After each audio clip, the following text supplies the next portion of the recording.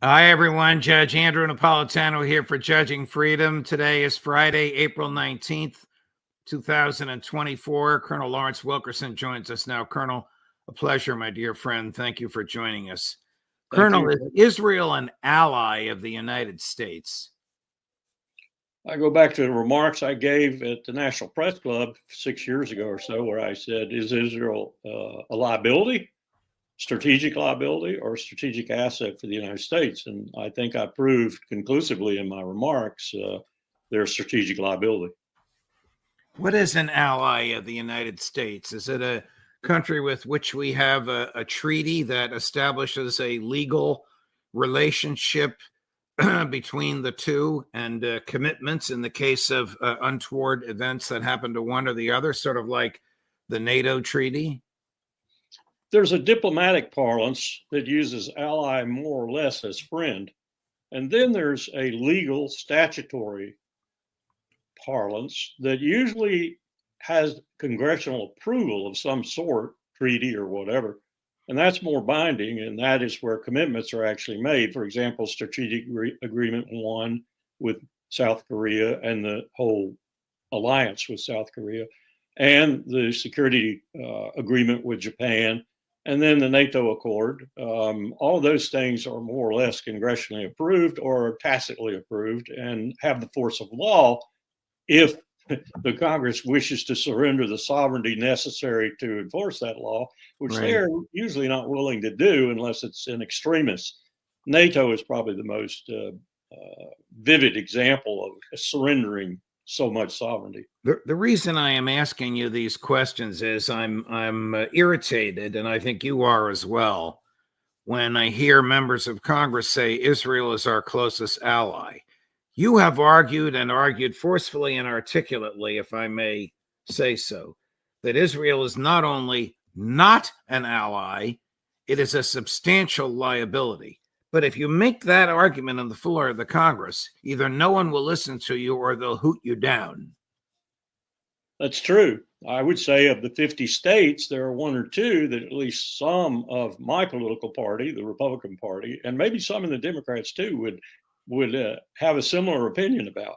But I think that's a better way to look at Israel, is a 51st state. A 51st state that enjoys, in many instances, including security, as much as any of the other 50 states, and in some cases more. The state of New Jersey, where I live and where I grew up, has a population approximately the same as Israel, and its size is roughly the same. The state of New Jersey pays between 4 and 5 billion with a B in income taxes. The people that live in the state doesn't pay it to the federal government. It gets back 1.5 billion in various projects that members of Congress are able to extract from the federal government. Israel is about to get another gift of 20 billion if this piece of legislation that Speaker Johnson put on the floor this morning is passed. There's really no comparison. Of course, they don't pay any taxes. And Israel has far more control over the government than politicians in New Jersey do. Isn't that extraordinary? And take New York, California, and New Jersey, and other states like that. Without them, South Carolina, Alabama, not Georgia. Georgia's in there pretty good, but Louisiana, some other states would probably have a hard time surviving economically if there weren't revenue sharing from those other states that really generate the kind of income, product addition, GDP addition that New Jersey, New York, California, and other more prolific economically states do. Israel gives nothing back, and takes everything. Do you think that the Israelis recognize that, notwithstanding the slaughter and genocide they have visited upon Gaza, as of today, April 19th, 2024, Hamas still stands? Do you agree with that? Yes, and I think they realize that. I don't think Bibi Netanyahu, as much as I despise the man, is a total idiot. Quite the contrary, actually, in a political context, he's quite clever. But I think he knew he had to say those sorts of things to get the kind of onslaught that he's got and get support for that onslaught from a majority of his people. That support is falling off a bit. I understand it's gone from about 85, 86% down to 68, maybe even as low as 60% now, because people are getting tired, partly because of the hostage situation and no resolution of it. And so he's getting in more and more danger every day that goes by with regard to his own political standing. But still, you have in the background Likud members. I don't see anybody else challenging them, not successful anyway. Likud members who would just pursue probably the same policies he did, but would be a little more circumspect about it and probably a little more amenable to U.S. pressure.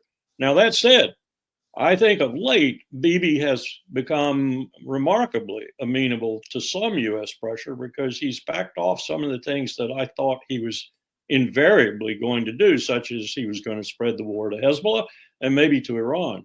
I think the recent attack, if you can call it that, by Iran, careful orchestration of RPVs is a better title of it, maybe cowed him a little bit. Maybe not cowed, but taught him a lesson or two. And maybe he thought, I'm going a little bit too far with this because one, I'm not sure the United States is coming in, which is my main goal.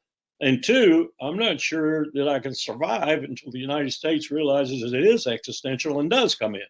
So I've got to be very careful here. And I think he's being more careful right now. Do you accept the Western narrative that the Iranian retribution on Israel was overdone, overplayed, and a failure because 99% of the projectiles were stopped by the so-called Iron Dome, aided by the U.S., the U.K., and Jordan? Or do you accept the view that it wasn't an attack, it was a message, and the message got through? The latter unquestionably. It was a marvelous orchestration of no injuries and no real damage, if you want to truly talk about it, and a marvelous orchestration of and demonstration of what they could do were they to become very serious and use first-line missiles, first-line warheads, and attack in a swarm that would be 4 or 5 times as large as that one. And the United States, Jordan, France, Egypt even probably, and others can't keep shooting down. I understand now that they probably shot down 60 to 70% of the missiles, some with fighters out of Al Udeid and elsewhere, and off of carrier battle groups. I understand that probably, total cost to Israel and the United States, read cost to the United States, period, was over $3 billion. Wow. And Iran didn't spend that much. So Colonel, if Israel on its own spent $1 billion of its own money, as some of our guests have told us, can they afford to do that every Saturday night? No, not at all. Not unless we're willing to write them a blank check the next morning. And I think that period is coming to an end here as Republicans, but some Democrats too, get more and more concerned about this incredible debt we're building up. Why is it, Colonel, that in the West, and maybe the simple answer to this is because of the AIPAC and the donor class and its iron grip on the government. I don't know. I don't want to put words in your mouth. But why is it that in the West there is only condemnation for the Iranian response and no condemnation for the Israeli provocation, which A, destroyed a consulate, which is B, immune under international law from any kind of attack, and C, is a classic war crime, and D, killed 2 generals and 15 civilians? That is astonishing. It calls forth what Anatole Levin sent me today or yesterday. Actually, he was criticizing Rishi Sunak, the despicable prime minister of the United Kingdom. Now, I know that's not saying much with perfidious Albion. They've had a lot of despicable prime ministers over the last 100 years, but Rishi seems to be going for the trophy. And Anatole sent me the lines from Dante's Inferno in Canto 3. And those lines vividly describe these people. They vividly describe these people. So I took a class on the Divine Comedy when I was an undergraduate. That was many, many years ago. The whole semester was just on the Divine Comedy. Do you remember what the lines were, Colonel? I certainly do. I won't give them to you in Italian, but if you'll hold on just a second. I prefer them in English, and I think the people watching us now do as well. With a name like Napolitano, you will appreciate these because they are just so damn descriptive of these people. And Dante, as he is wont to do, totally condemning him. He says, "Who here keep company with that craven choir of angels, not rebels, not faithful to God, out for themselves only? Justly the heavens chased away such angels, whom hell's deeps rejected too, to make sure the infernal shades don't lord it over these cowards. The world casts them out of its concerns. Pity scorns them. Justice loathes them. Let's stop talking about them. Let's look and pass by." Wow.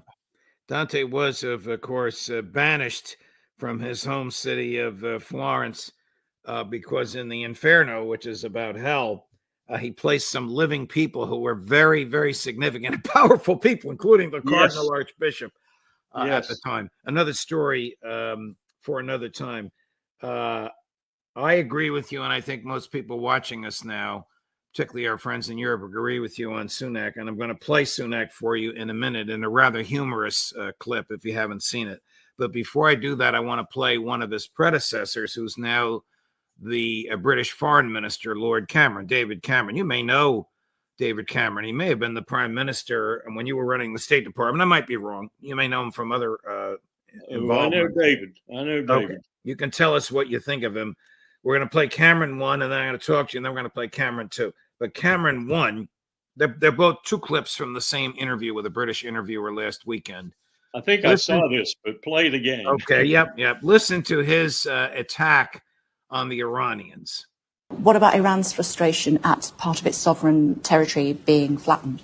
Well, I would argue there is a massive degree of difference between what Israel did in Damascus and, as I said, 301 weapons being launched by the state of Iran at the state of Israel. For the first time, a state-on-state attack. 101 ballistic missiles, 36 cruise missiles, 185 drones. That is a degree of difference. Yeah. And I think a reckless and dangerous thing for Iran to have done. And I think the whole world can see all these countries that have somehow wondered, well, you know, what is the true nature of Iran? It's there in black and white. God, he's obviously memorized the numbers. You're going to see Rishi Sunak in a few minutes having memorized the same numbers and talking points. But what is he talking about?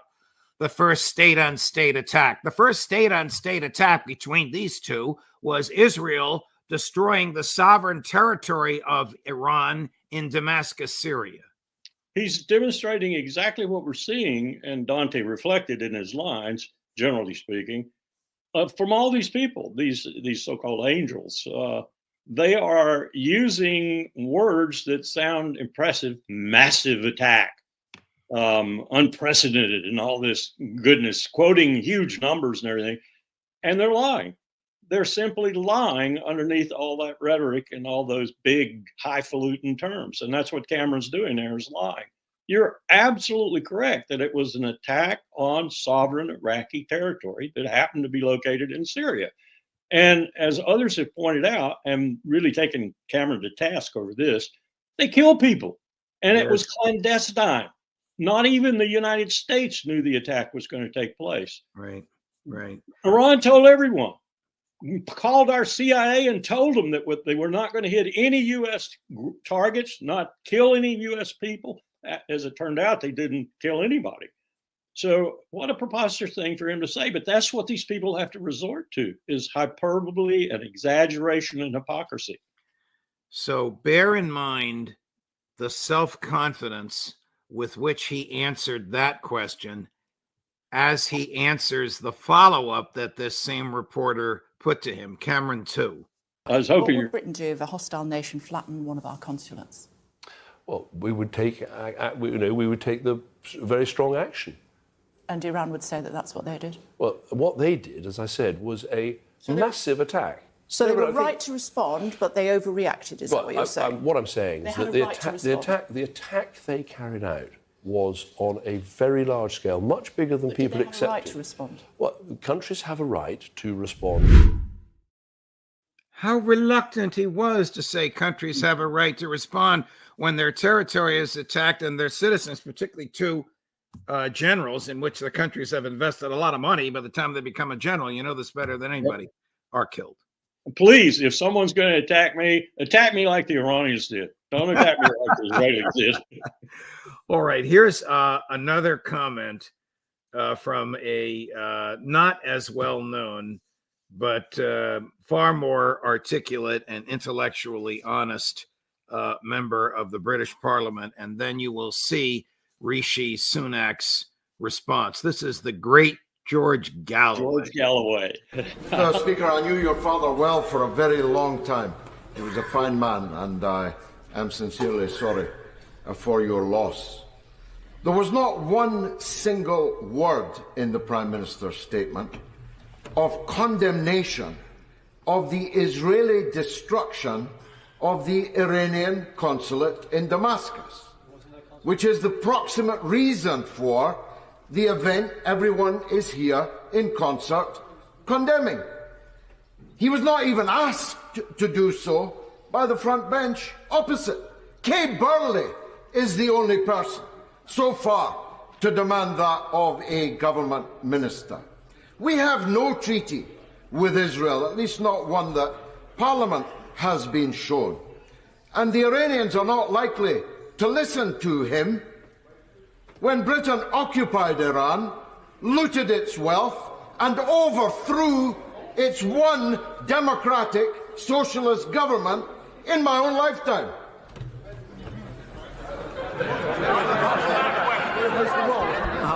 Well, Mr. Speaker, whatever may have happened a few weeks ago, it is absolutely no justification for launching more than 300 drones and missiles from one sovereign state towards Israel. It's as simple as that. And in the honourable gentleman's question, not once did he condemn that action, or indeed the actions of Hamas in the region. There is no equivalence between these things whatsoever, and to suggest otherwise is simply wrong. Yeah. And here, Mr. Galloway in the background shouting, but of course they cut his microphone off. This slippery, slimy British Prime Minister is just a toady to the United States. Would you agree with that? Absolutely. The special relationship has his name stamped in it. He's incredible, just incredible. I can't believe that the British are tolerating him. Yeah. Here's Professor Sachs on a little bit more of the history that George Galloway was talking about. Rishi Sunak, ironically, of Indian descent.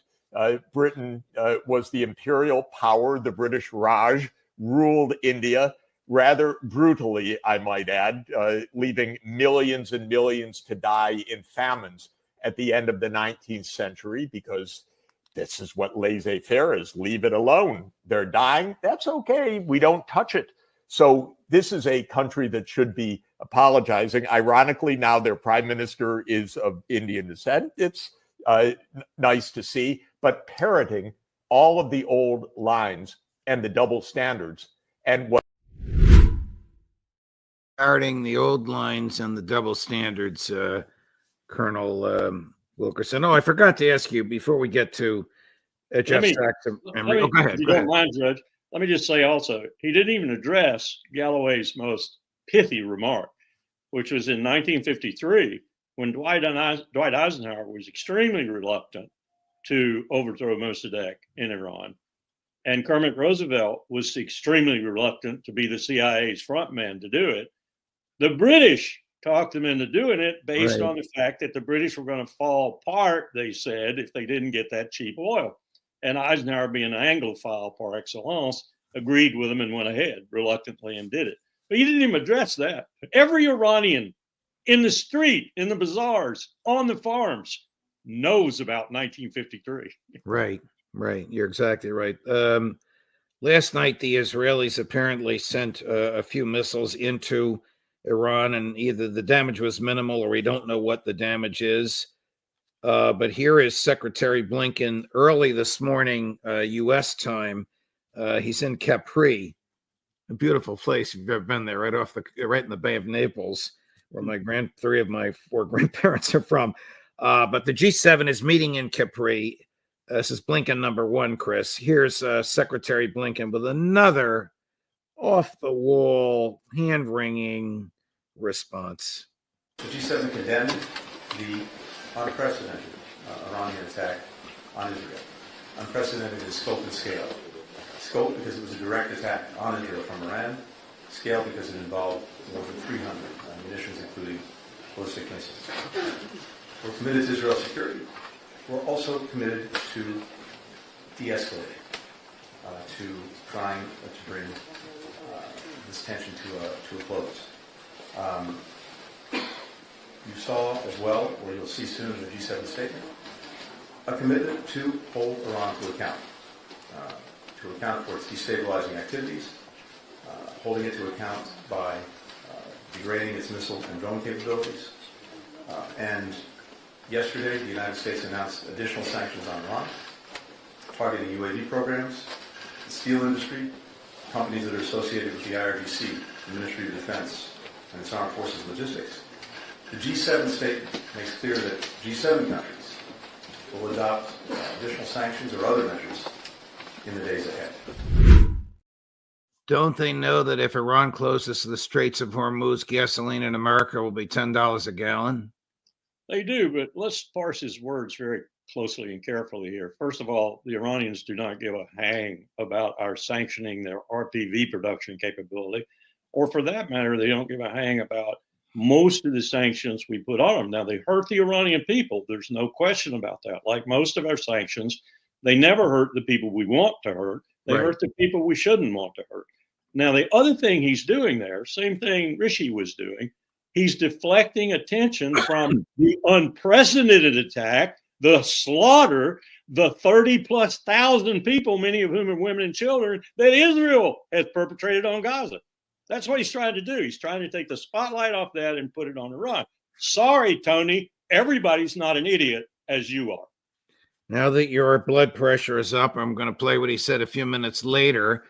And this is about Iran. You know, probably better than I, that as we speak, the Speaker of the House of Representatives, I hope for not much longer, but who knows where that's going to go, has orchestrated all kinds of things on the floor of the House to allow the House to vote for the $61 billion that the Senate sent over. But here's Blinken number 4, Chris. Here's the Secretary also early this morning in Capri, Italy. This time he's talking about helping Ukraine on a long path to stand on its own 2 feet. This, after we are primarily responsible for its destruction by telling them not to sign that treaty that they had agreed to. But here we go. Together, we are helping to put Ukraine on a long-term path where it will stand strongly on its own 2 feet, militarily, economically, democratically. More than now 30 countries are engaged in negotiating, and some have concluded negotiations with Ukraine on security tax.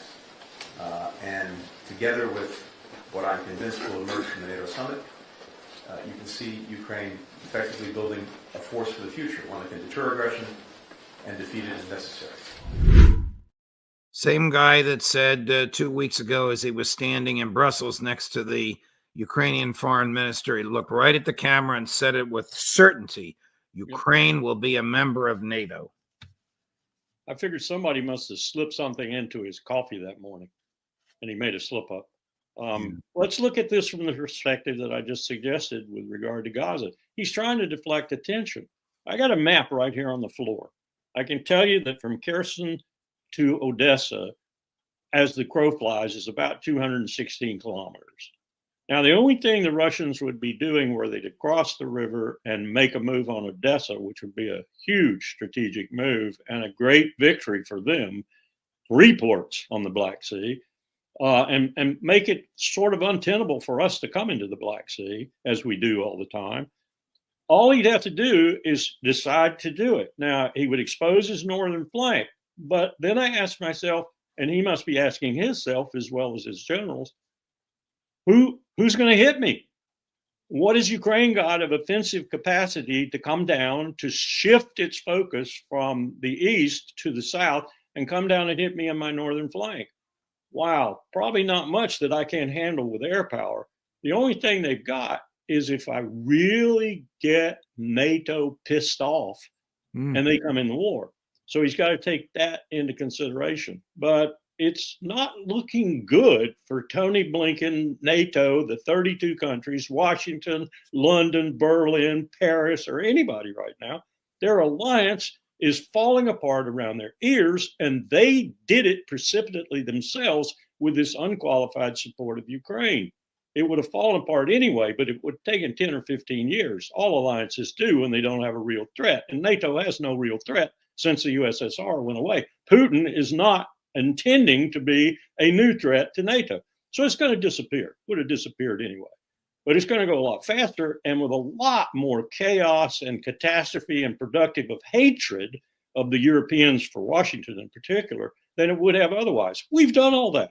That's the result of our, quote, diplomacy, unquote. Oh, well, here's another result of our diplomacy. Last week, Japan's prime minister, whose approval ratings are worse than Joe Biden's, Yes. addressed a joint session of Congress. Now, we're going to play this cut number one, Chris. It sounds like the State Department wrote this line, but because I can't imagine why he gives a damn about what he says in this line. Take a listen. The leadership of the United States, it is indispensable. Without U.S. support, how long before hopes of Ukraine would collapse under the onslaught from Moscow? Why would the Prime Minister of Japan be saying that? Did the State Department write it? Did the State Department, from your knowledge of the way the State Department works, approve it before he read the speech? He's got people that came and did an advance and essentially found out what the United States was looking for from him. And he's also got people, here's how desperate he is.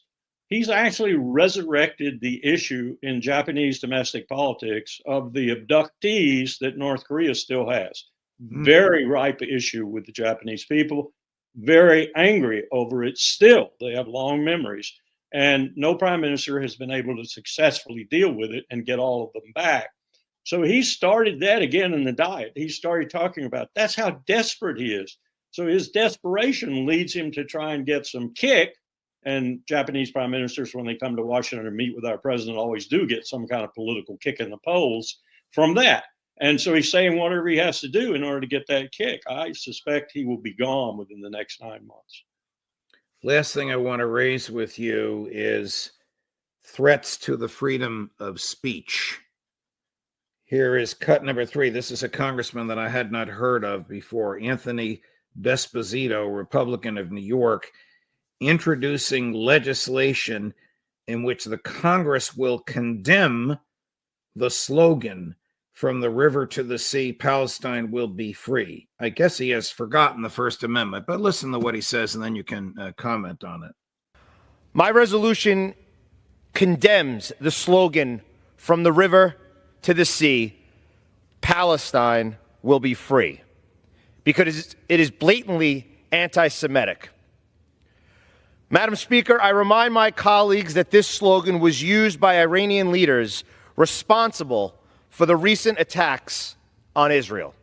This slogan communicates one thing and one thing only. It is not human rights. It is certainly not peace. It is the violent destruction of the state of Israel and the Jewish people that live within it. To employ this slogan is to perpetuate the cause of hate and regional instability. Between the Jordan River and the Mediterranean Sea sits Israel, a free, diverse nation, a safe haven for Jewish people, formed in the wake of the mass murder of European Jews. When the world witnessed the tragedies of the Holocaust, we said never again. Now is our chance to mean it and to reject anti-Semitic hate in all of its forms, whenever and wherever it rears its ugly head. Congressmen, take Constitutional Law 101, hate speech, even if this is hate speech. Hate speech is protected speech. Colonel, this is dangerous. I don't know if they voted on it. I don't know what became of this. This may just have been some political ploy to win support back home, but very, very dangerous if Congress is in the business of isolating phrases in the English language and condemning them. I agree. It's right out of George Orwell. And you're right. It's extremely dangerous. Just as it's extremely dangerous for USC to have told that Palestinian American, I think she's Palestinian American, I know she's Palestinian, who's the valedictorian, that she can't give her address, and then answering questions with, it's a security problem. It's a security problem. We're afraid that if she gives her address and she says anything in politics, that we'll have security problems. Well, I wanted to say back, sadly, but say back, we kill somebody in this country every freaking week. So you're worried about security problems and you're going to deprive her of her rights in order to give this speech. She worked hard for all her time at USC and she became valedictorian. I understand she's in a very hard field, so she's done a great job. And I suspect, having heard her before, she's not going to say anything that bad for the address. She might talk about the Palestinians and how we need to treat them better. But I just have to say, this Esposito must have a lot of rich Jewish voters in his district. That's all I can say. AIPAC has probably poured money into his district to oppose him or to support him, and probably the latter. And he doesn't want to alienate that money. That's what this is all about. But he doesn't realize, as you've pointed out, this is one of the most dangerous things in this country right now, is abridging the rights in the first 10 amendments to the Constitution. So Congress beats up on the president of Columbia University. This is after they beat up on the president of Penn and Harvard, and the two of them resigned. The implication is if you don't do what we want, you won't get the $100 million a year that we give you from the federal government. This is the problem of government and money. A bigger problem for another time for us to discuss, yep. Colonel. But the day after they beat up the president of Columbia, and I don't know her, she ordered the New York City police to arrest her own students because they were protesting and using this phrase so upsetting to Congressman Esposito. One of the students arrested is the daughter of a congresswoman. I know it's a quick arrest. They let you out right away. It's a glorified traffic ticket, but it's outrageous that the police should come onto a campus and arrest students because they're protesting. I agree. I think it's one of the most dangerous things happening in this country. That plus, as Ali Soufan pointed out this morning in his report, we're on the anniversary of Timothy Bay's attack on Oklahoma City, which is really traumatic. I lived through it. I remember it. And Ali is really worried about that sort of thing happening again. The time is ripe for it. And this sort of invective and this sort of, Esposito is more an inspirer of that kind of terrorism than the person he's trying to stop from speaking. Right. It's not a good time to be doing these sorts of things, in addition to the fact that it's unconstitutional to be doing these things. Colonel Lawrence Wilkerson, a pleasure, my dear friend. You're so good to join us every Friday afternoon. I hope you can do it again next week. Thank you very much. Thank you for having me. Of course. Coming up at 3 o'clock Eastern, it's Friday. It's time for the boys, the Intelligence Community Roundtable with Ray McGovern and Larry Johnson. We'll be here for you shortly. Judge Napolitano for Judging Freedom.